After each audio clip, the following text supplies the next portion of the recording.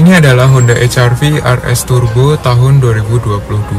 Mobil ini merupakan SUV compact dari Honda dan menjadi yang paling laris di segmennya. Pada video ini saya akan test drive singkat mobil ini untuk mengetahui perbedaannya dibanding HR-V non-turbo yang banyak beredar di jalanan dan juga dibanding HR-V generasi sebelumnya.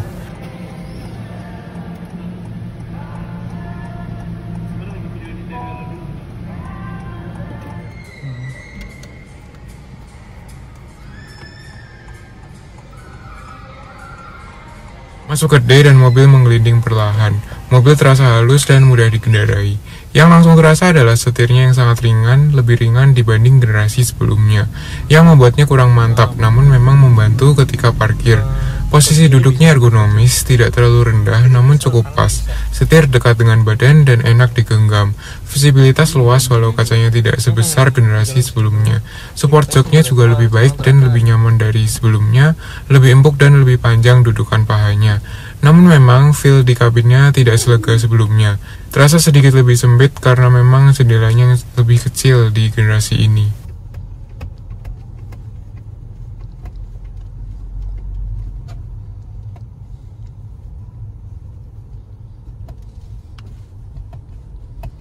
Kalau yang tipe SE itu dia speedometernya masih analog semua kok. Jadi ini Digital ya? Iya, kalau ini udah digital yang RS.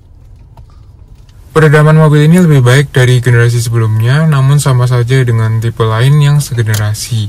Terasa cukup, namun bukan yang terbaik di kelasnya. Road noise juga masih terasa yang sangat khas Honda. Peredamannya seharusnya bisa lebih baik mengingat harganya yang sudah menyentuh 500 jutaan. Bisa coba aja sih kalau lu rasanya muter ke kanan.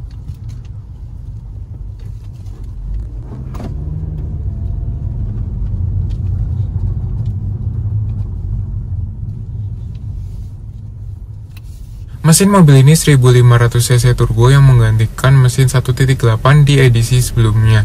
Mesin 1500cc turbo ini sama dengan Civic dan CR-V dengan penyesuaian tenaga. Yang di bodi sekecil ini seharusnya akan terasa agresif, namun nyatanya ia tetap halus. Tarikannya tidak meledak-ledak, namun juga tidak lemot. Saat turbonya belum aktif, ia tetap terasa enteng dan effortless. Namun ketika dikendarai secara agresif, turbonya terasa positif, namun bukan yang sangat menjambak. Karakternya memang dewasa dan halus, dan dengan mesin ini ia bisa lebih efisien. Selain mesin turbo, HR-V juga hadir dalam mesin 1500cc NA yang juga baru dibanding mesin 1500cc generasi sebelumnya. Yang sayangnya memang lebih lemot dibanding yang lama.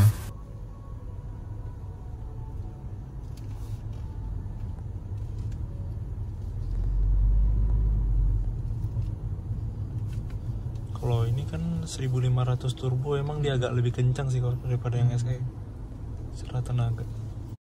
Secara desain, mobil ini sangat JDM dan segar dibanding pendahulunya. Ia terlihat clean dan simple namun berkelas, tidak mudah bosan dan tampilannya mahal. Menurut saya, mobil ini lebih stand out dibanding Creta atau Yaris Cross walau sudah sangat pasaran. Mobil ini punya drive mode sport, normal, dan econ yang tidak ada di tipe lainnya.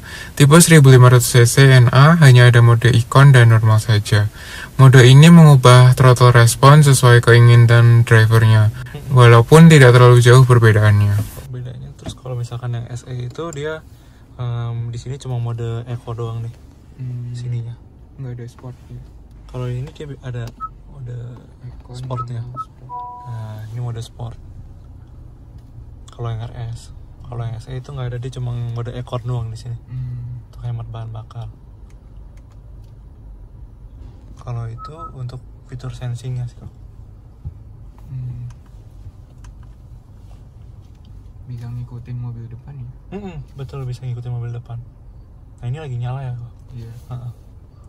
Jadi dia dari 0 udah bisa aktif. Nah, untuk ngatur jaraknya itu pencet yang garis-garis itu sih. Iya.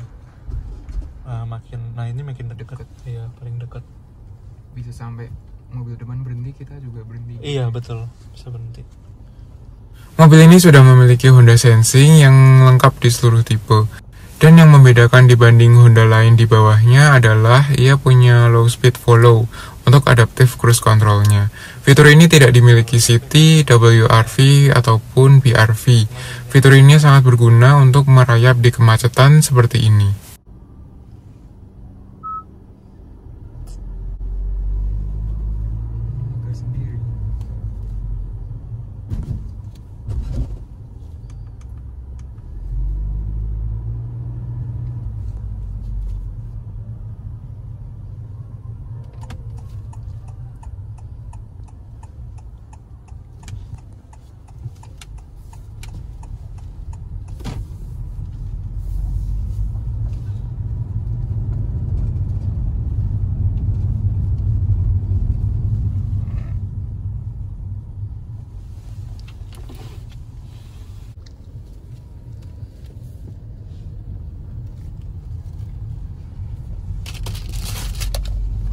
Transmisi mobil ini CVT yang karakternya halus dan pintar khas Honda. Ia terasa sangat effortless. Saat berkendara santai, RPM-nya akan dijaga selalu rendah. Mobil terasa enteng melaju dan konsumsi BBM-nya menjadi irit. Rasa halus ketika berakselerasi juga meningkatkan kenyamanannya. Namun ketika di kickdown, responnya cepat. Ia langsung menaikkan RPM dan ada simulasi perpindahan gigi yang tetap halus.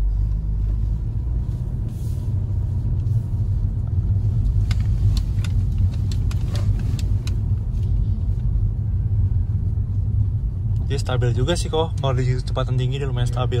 Dia nggak limbung-limbung gitu. Terus suspensinya juga terhitung empuk sih kalau ngajar ini. Transmisi ini bekerja sangat efisien dan halus sehingga cocok untuk berbagai kondisi. Masih ada pedal shift untuk mengontrol gigi secara manual. Baik di mode transmisi D dan S yang cara kerjanya masih sama seperti HR-V sebelumnya.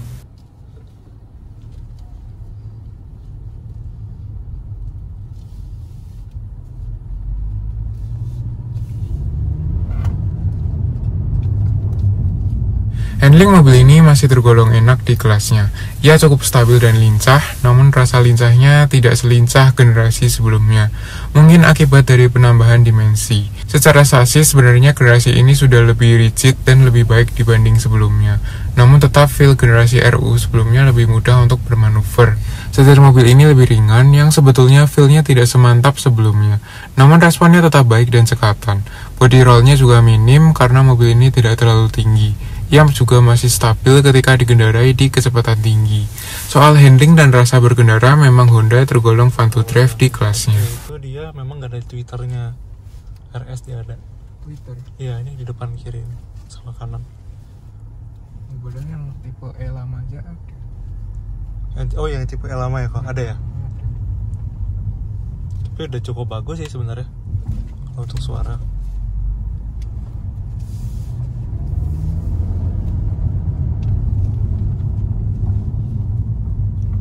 Kenyamanan mobil ini lebih baik dibanding sebelumnya. Jika HR-V sebelumnya cenderung kasar dan keras, mobil ini lebih halus. Tidak sampai empuk yang sangat nyaman, namun redamannya lebih dewasa dan enak. Tetap ada rasa harsh sedikit khas Honda, namun overall mobil ini lebih nyaman bandingannya. Mobil ini bisa memberikan balance antara kenyamanan dan juga rasa fun to drive.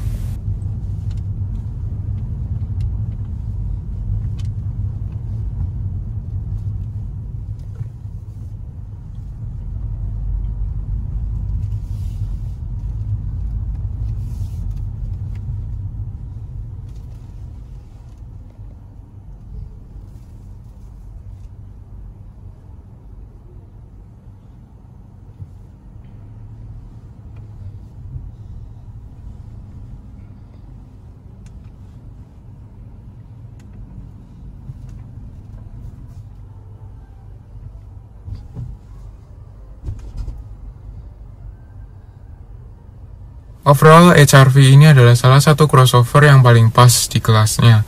Mungkin ia bukan yang paling kencang, paling nyaman, dan paling irit di kelasnya.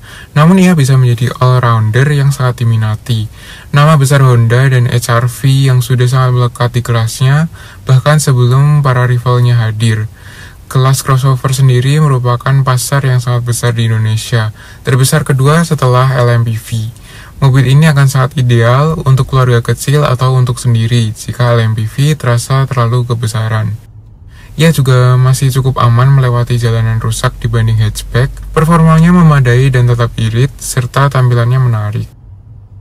HR-V generasi ini membawa ubahan desain dan fitur yang makin lengkap, walau bukan yang paling lengkap di kelasnya.